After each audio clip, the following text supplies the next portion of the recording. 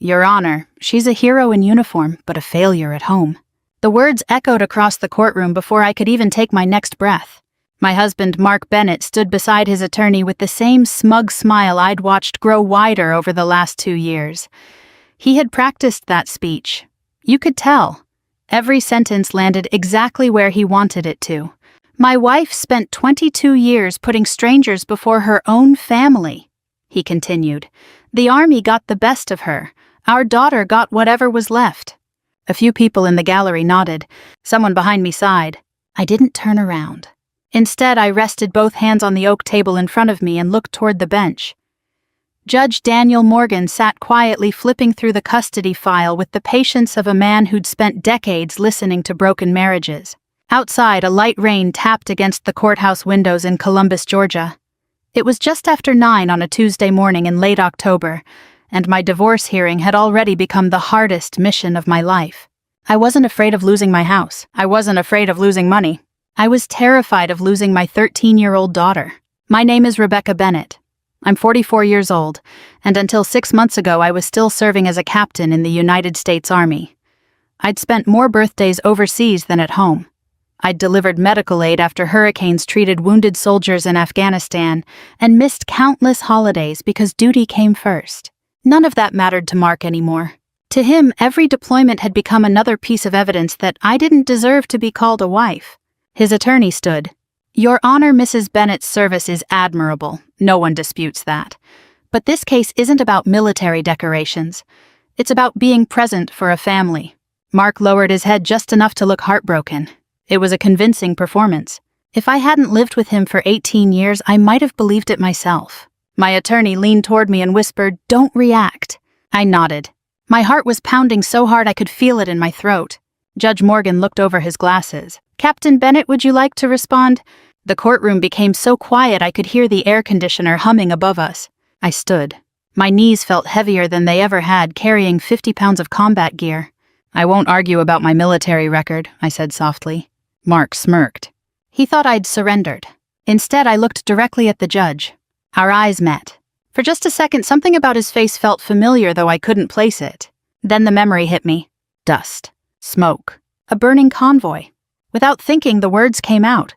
Judge Morgan? He looked up. Do you remember what happened on Route Red? The color drained from his face. His pen slipped from his hand. For several long seconds, he simply stared at me. Then slowly he pushed his chair back and stood. The courtroom froze. He took one step forward, his voice barely above a whisper. Captain Bennett, his eyes filled with disbelief. I thought you were dead. Behind me, I heard Mark suck in a sharp breath. Wait, he stammered. You know her, Judge Morgan called a recess before Mark could say another word.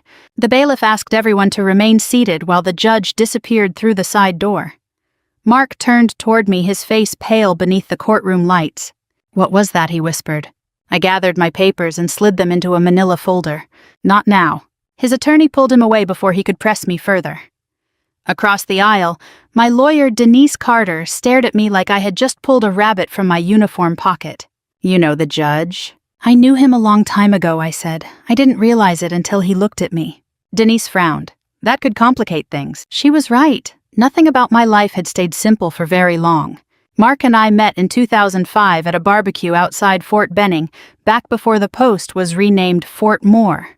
I was 23, newly commissioned, and still learning how to sleep through the sound of artillery training in the distance. Mark was helping his cousin fix a rusty charcoal grill. He wore faded jeans, a Georgia Bulldogs t-shirt, and the kind of easy smile that made everyone feel like an old friend. You military? He asked, nodding toward my short haircut. Is it that obvious? You stood at parade rest while waiting for a hamburger. I laughed harder than the joke deserved. We married 2 years later in a small Baptist church off Macon Road. My father wore his one good Navy suit. Mark's mother, Carol, complained that the reception chicken was dry, but that was Carol. Even happiness needed a complaint attached to it. For the first few years, Mark handled military life better than most spouses I knew. He packed boxes when orders came through. He learned how to fix the washing machine because I was always gone during the worst possible week. When our daughter Emily was born, he slept in a vinyl chair beside my hospital bed and cried harder than I did. Then the deployments started coming closer together. Iraq, Afghanistan. A hurricane response in Louisiana, training rotations that turned into months. Mark never asked me to leave the Army, not directly. Instead, he made smaller comments. The Army gets first choice on everything. Or Emily stopped asking when you're coming home. The words always landed hardest when I was already carrying guilt. Carol made it worse. A child needs her mother, she said one Thanksgiving while spooning sweet potatoes onto Emily's plate. Not a photograph in uniform. I wanted to tell her that Emily also needed health insurance, a college fund, and a mother who could look herself in the mirror. Instead, I passed the roles and kept quiet. I convinced myself Mark understood the life we had chosen together. He still kissed me at the airport, still sent care packages filled with peanut butter crackers and drawings from Emily. But somewhere between the goodbye hugs and the return ceremonies, resentment settled into our marriage. I noticed it in the silences first, then in the way Mark stopped asking when I would be home. By the time I finally understood why he had already built another life inside ours. Looking back now, I don't think Mark woke up one morning and decided to betray our marriage. It happened the way old houses fall apart, one loose board, then a leaking roof. Then one day the whole thing collapses. In the spring of 2021, I deployed to Afghanistan for what was supposed to be a 4-month medical support mission. COVID had already turned military schedules upside down, and our return date kept moving. Every Sunday evening, no matter where I was, I called home. Sometimes Emily answered first. Mom, guess what I made first chair in band? Or she'd tell me about a science project, a new puppy down the street, or how Grandma Carol complained because the neighbors parked too close to her mailbox. Mark usually sounded tired. Everything's fine, he'd say. Just busy. I believed him. When you're thousands of miles away, believing is easier than questioning. A few weeks into the deployment, Emily started acting differently. She'd rush through our calls. Sometimes she'd stop talking in the middle of a sentence. Once she quietly asked, "Mom, when are you coming home?" "Soon, sweetheart." "Promise."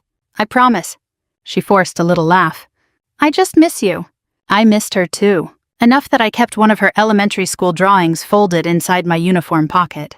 What I didn't know was that someone else had already become comfortable in my house. Her name was Lisa Reynolds. She worked with Mark at an insurance office in Columbus. 36. Recently divorced. Friendly. According to everyone who knew her. Even Emily. Later, my daughter would tell me Lisa first came over just for dinner. Then movie nights. Then weekends. Eventually, she stopped leaving before bedtime. Emily didn't understand what was happening. She only knew that Dad smiled more when Lisa was around. Grandma Carol treated Lisa like family. One evening, Emily called me unexpectedly. She sounded nervous. "Mom, I'm here." Can married people have girlfriends?" I sat up so fast I hit my head on the metal bunk above me. "What do you mean?" "I don't know." She hesitated. "Dad says Lisa's just helping around the house." Before I could ask another question, Mark's voice echoed in the background. "Emily, time to get off the phone." The line disconnected. I stared at my phone for several minutes. Then I convinced myself I was overthinking. Military families survive on trust. Without it, deployments become impossible. When I finally returned to Georgia 5 months later, Mark hugged me at the airport.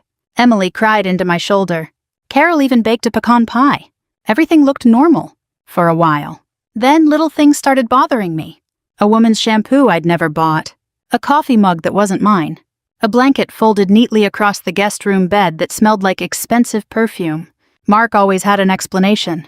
Lisa stopped by after work. Lisa brought dinner. Lisa was helping Emily with homework. Every explanation sounded reasonable. Until they didn't.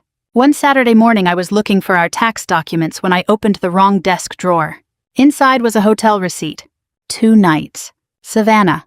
The date matched a weekend when Mark had told me he was attending an insurance conference in Atlanta. My stomach tightened. Underneath the receipt was a jewelry store envelope. Then another. Then a restaurant reservation for 2. I didn't scream. I didn't throw anything. I simply sat there on the bedroom floor holding those papers, while 20 years of trust quietly slipped through my fingers. When Mark came home that evening, I placed the receipts on the kitchen table. He looked at them. Then at me. For nearly a minute neither of us spoke. Finally, he pulled out a chair and sat down. "I guess you know." There wasn't even an apology. "I guess you know." Mark's voice was flat, almost relieved. He rubbed both hands across his face and leaned back in the kitchen chair. "I'm not going to insult you by lying." Those words hurt more than if he'd denied everything. I looked at him across the kitchen island we'd picked out together at Home Depot almost 15 years earlier. "So," I asked quietly, "how long?" He stared at the floor. "About 8 months." 8 months. Almost my entire deployment. "And Emily? She doesn't understand." "No," I replied. "She understands more than you think." Mark sighed. "Rebecca, this didn't happen because I wanted to hurt you." I laughed once. It wasn't funny. It happened because I got tired of being married to the army. Those 7 words stayed with me long after I packed an overnight bag and drove to a Hampton Inn near Interstate 185. For weeks afterward, I kept asking myself the same question. Could I have prevented this? Every military spouse asks that question eventually. Every deployed parent does. The answer is almost never simple. 2 months later, Mark filed for divorce. He requested primary custody of Emily. He claimed my military career made me an unstable parent. Reading those words felt worse than discovering the affair. I had accepted that my marriage was over. I couldn't accept someone saying I loved my daughter less because I wore the uniform. That accusation followed me into every sleepless night. It followed me into today's courtroom. And somehow, it brought back memories I hadn't touched in nearly 15 years. Because the moment I looked into Judge Morgan's eyes, I wasn't sitting inside the Muscogee County Courthouse anymore. I was back in Afghanistan. August 2009. The sun had barely come up. Our convoy rolled north along a narrow stretch of dirt road the locals called Route Red. I'd been assigned as the convoy's medical officer. 8 vehicles, 31 soldiers. Most of us had driven that road dozens of times. Too many times. I remember joking with Sergeant Lewis that morning. "If they shoot at us today," I said, "I'm blaming your terrible coffee." He grinned. "If we survive, breakfast is on you." We never got breakfast. The explosion hit the second vehicle. The blast shook the ground so hard I thought we'd driven into an earthquake. Then came gunfire. From both sides. Dust swallowed everything. Radio traffic exploded with shouting. Someone yelled, "Medic!" Training takes over in moments like that. You stop thinking. You move. I sprinted toward the burning Humvee with my medical bag bouncing against my leg. Inside, 2 soldiers were trapped. One was screaming. The other wasn't moving. Bullets snapped through the air above us. Another explosion threw dirt across my back. I dragged the first soldier free. Then the second. Someone grabbed my shoulder. "Captain Fallback." I shook him off. "There are still people in there." Further down the convoy, another vehicle had rolled into a ditch. Its doors were jammed shut. I ran toward it. Smoke poured from the engine compartment. Inside sat Colonel Daniel Morgan. His forehead was covered in blood. His left leg was pinned beneath twisted metal. He looked at me and said something I'll never forget. "Get my men first." Even then, he was thinking about everyone else. "Get my men first." Even after all these years, I can still hear Colonel Morgan's voice over the gunfire. I shook my head. "Sir, you're bleeding." "So are they." He pointed toward another burning vehicle. I looked. 3 soldiers were trying to drag a wounded driver through the passenger side door, while rounds kept striking the road around them. For one impossible second, I froze. Then instinct took over. I grabbed my trauma shears, cut away the twisted seatbelt trapping Colonel Morgan's leg, and pulled with everything I had. The metal groaned. He yelled in pain. The seat finally gave way. 2 infantrymen rushed over to help carry him behind a damaged armored truck. "Stay here," I shouted. He grabbed my sleeve.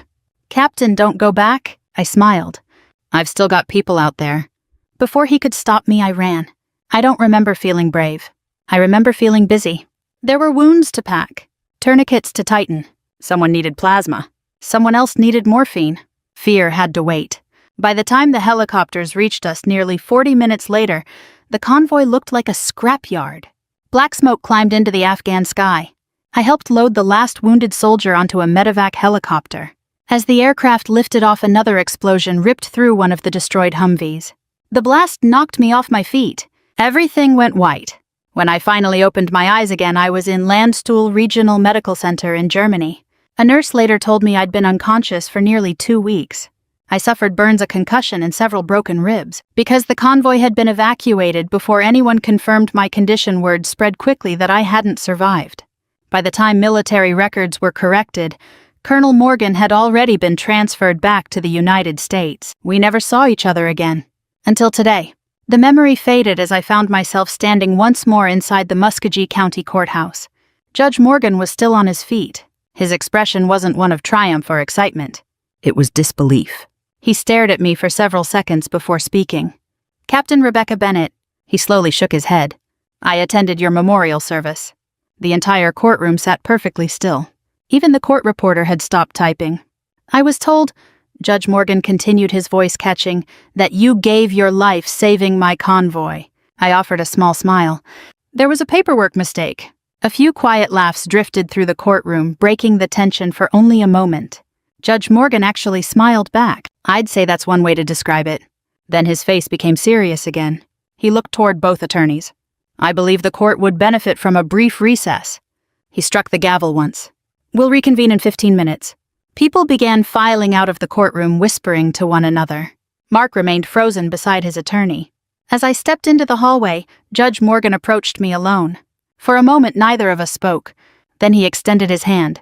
Instead of shaking it, I saluted him. He returned the salute without hesitation. "Captain," he said quietly, "you saved my life." "I did my job, sir." He nodded. "And today," he glanced back toward the courtroom, "I'll do mine." Those words brought me unexpected comfort. He wasn't promising to rule in my favor. He was promising something far more important: fairness. For the first time since Mark filed for divorce, I believed the truth might finally have a chance to speak for itself. The courtroom felt colder after the recess, not because the heat had stopped working, because reality had settled back in. Judge Morgan resumed his seat, his expression calm and unreadable. If anyone had expected him to treat me differently after recognizing me, they were disappointed almost immediately. He was all business. "Mrs. Bennett," he said, "please be seated." I did. The hearing continued as though root red had never been mentioned. Mark's attorney called the first witness, Emily's school counselor. She testified that Emily had struggled during my deployments. There had been anxiety, difficulty sleeping, a few weeks of falling grades. Everything she said was true. Listening to it still felt like someone was tightening a rope around my chest. Then Mark testified. "I never wanted Rebecca to leave the Army," he said. "I supported every deployment." He paused, lowering his eyes. But after a while, Emily stopped believing her mother would actually come home. That one sentence hit harder than I expected. Because there had been nights overseas when I secretly feared exactly that. My attorney objected several times when Mark drifted into opinion instead of fact, but enough of his story stayed on the record.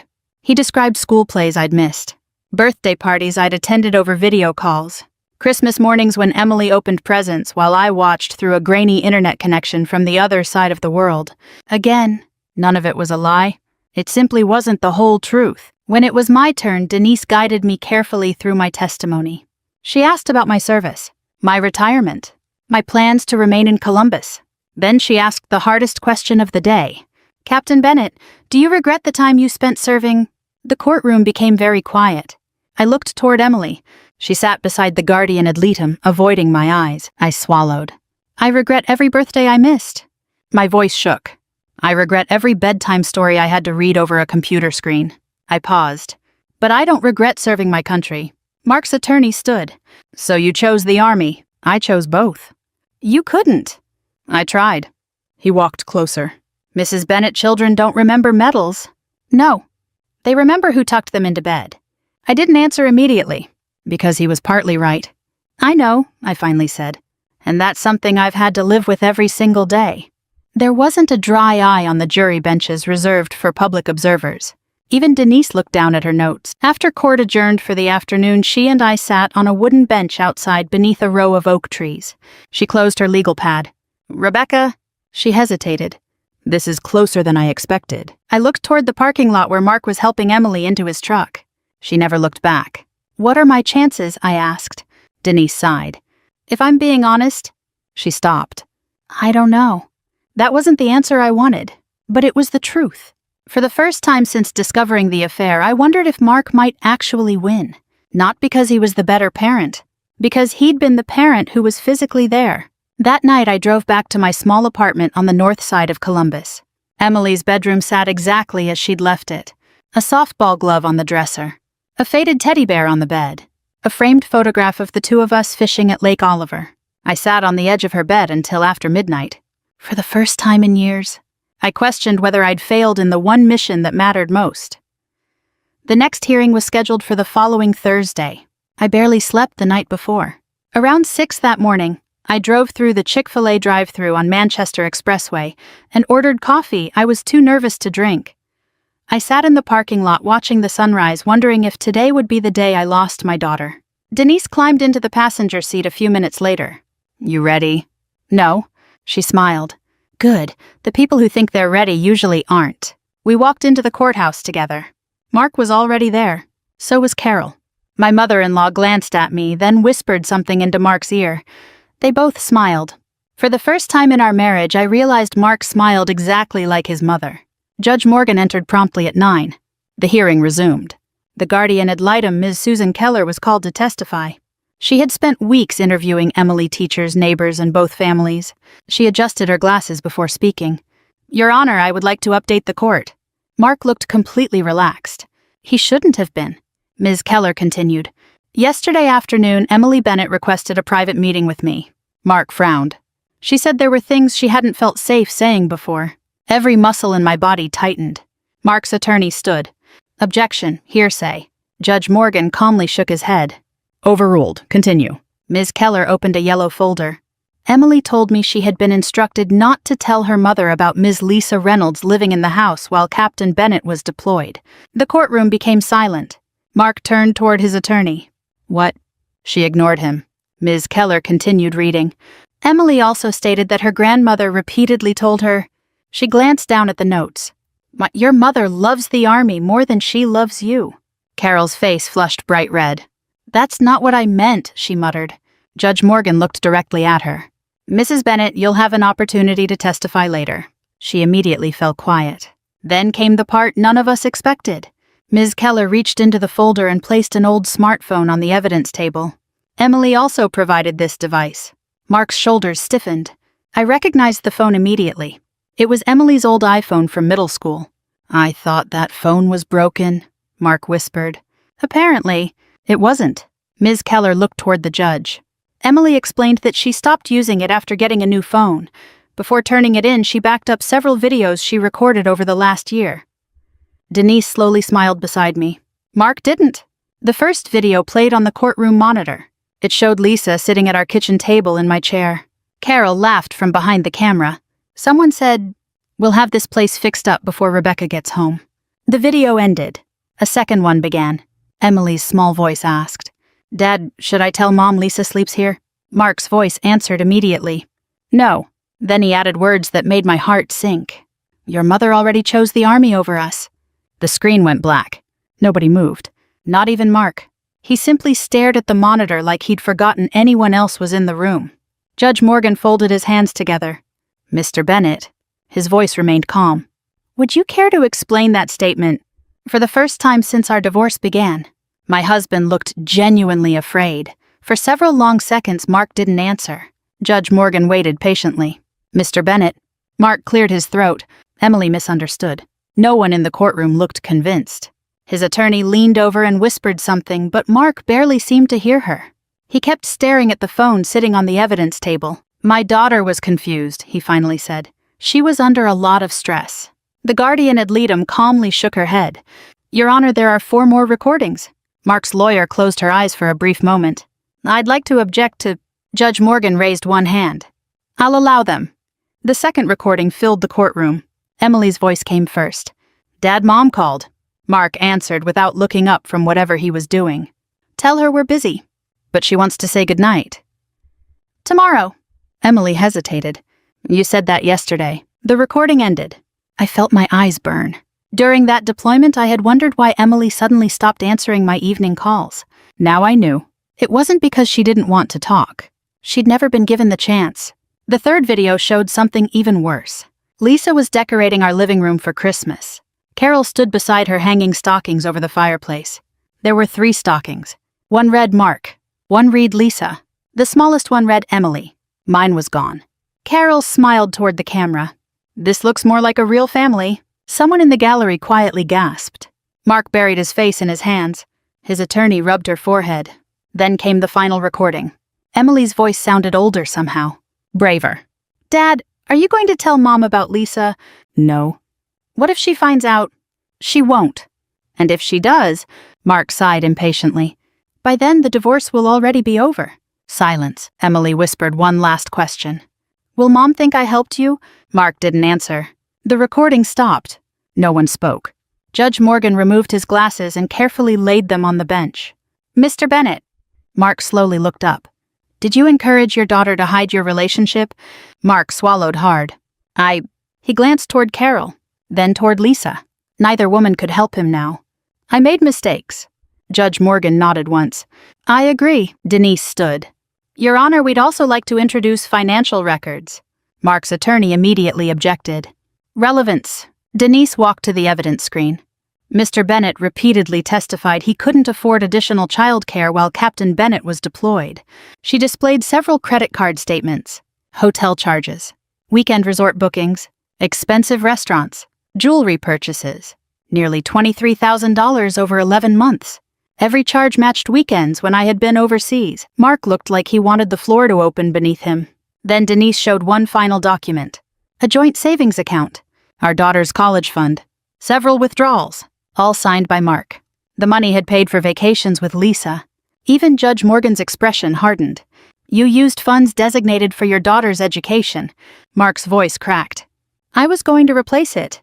No answer. Across the courtroom, Carol suddenly stood. This wouldn't have happened if she'd stayed home instead of playing soldier.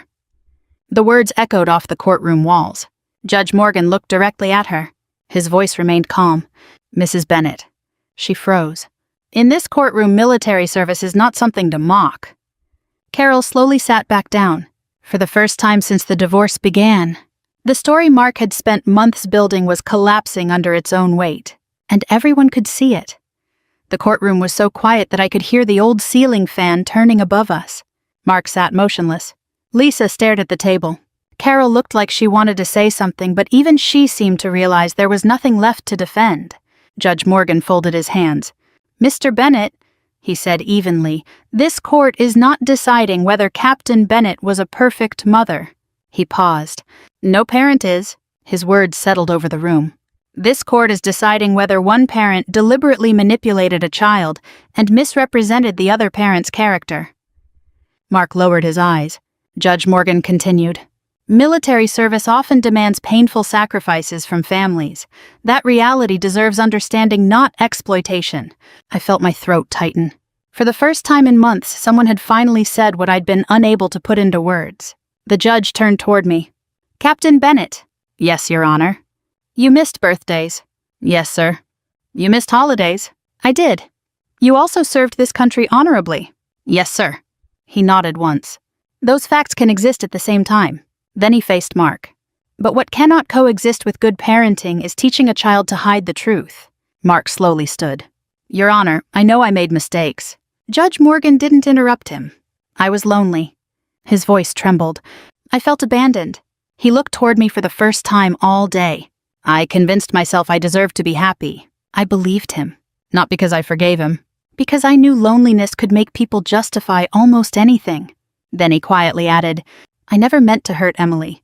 That was the first honest thing I'd heard him say since the divorce began.